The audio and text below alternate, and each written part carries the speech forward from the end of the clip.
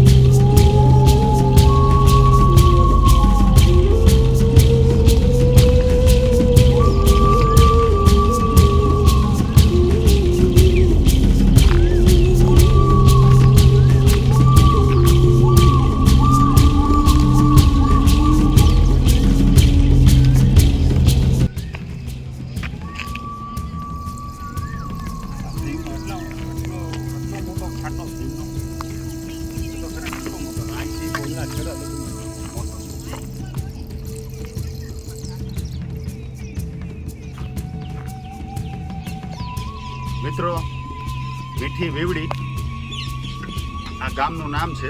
અને આ ભીમના પાયા આપણે મોબાઈલમાં જોયા હતા, પણ આપણને લાગતું નહોતું કે આવડા મોટા પાયા હોય. આપણે જે ખાટલામાં હોવી 4 પાયા, એમાં ભીમના 4 પાયા. આ પાયા તમે જોવો તો તમને એમ થાય કે આ પહેલાં આપણે જો હલે નહીં. આટલા મોટા મોટા પાયા છે. તો આ પાયા આટલા મોટા છે તો એની ઉપરથી આપણે અંદાજ લગાડો કે ભીમ કેટલા મોટા હશે. ભીમ છે એ કેટલા મોટા હશે. તો ભીમના ખાટલાના આ પાયા કેટલા મોટા મોટા પાયા છે, તમે જુઓ. આ પાયા જોતા આપણને એમ લાગે કે ભીમની જે શરીર હશે, ભીમનું શરીર કેટલું મોટું હશે. આ કેટલા વર્ષો જૂના પાયા હશે કાંઈ આપણને તો અંદાજ નથી, પણ અડધા પોણા તો જમીનની અંદર દટાઈ ગયા છે અને અડધો અહીંયા બહાર છે. જમીનની અંદર અડધો દટાઈ ગયો છે અહીંયા. અને આ આપણે આ વાડીની અંદર છે.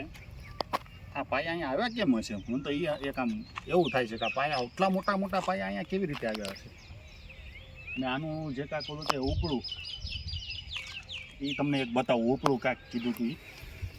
આ સાઈડમાં કાંઈક પડ્યું છે આમાં.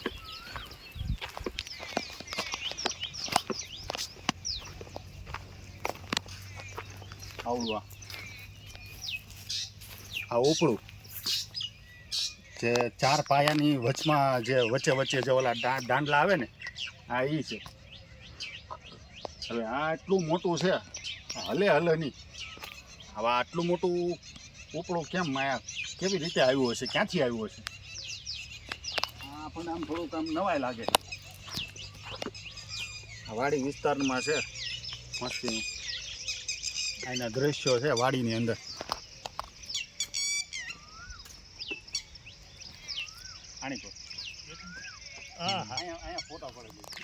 ભીમના ખાટલાના પાયા ની અંદરનું દ્રશ્ય. દાદાની વાડીમાં પડ્યા છે. આ આવ્યા ક્યાંથી હશે આટલા મોટા પાયા? આ કેટલા વર્ષોથી અહીંયા હશે? વર્ષોથી નામના છે. અહીંયા આ કેવી રીતે અહીંયા આ પાયા આનો અહીં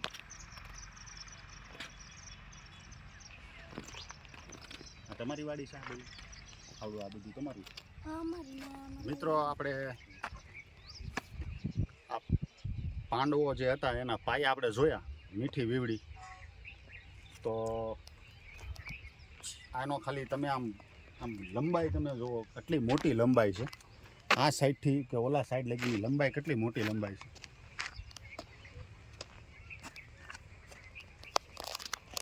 ના વાડીની અંદર પડ્યા છે 4 આમાં 1 2 3 ને 4 ચારે 4 પાયા અહીંયા પડ્યા છે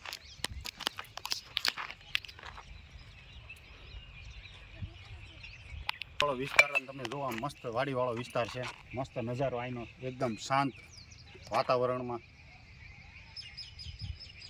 મને તો આ પાયા જોઈને ખાલી એટલું એમ જ એક જ મગજમાં આવે છે કે ભીમ કેટલો મોટો હશે એના ખાટલાના પાયા આવડા મોટા હોય તો ભીમની સાઈઝ કેટલી મોટી હશે અદ્ભુત નજારો છે અહીંનો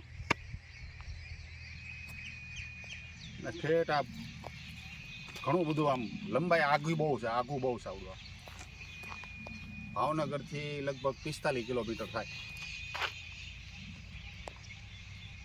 ઓકે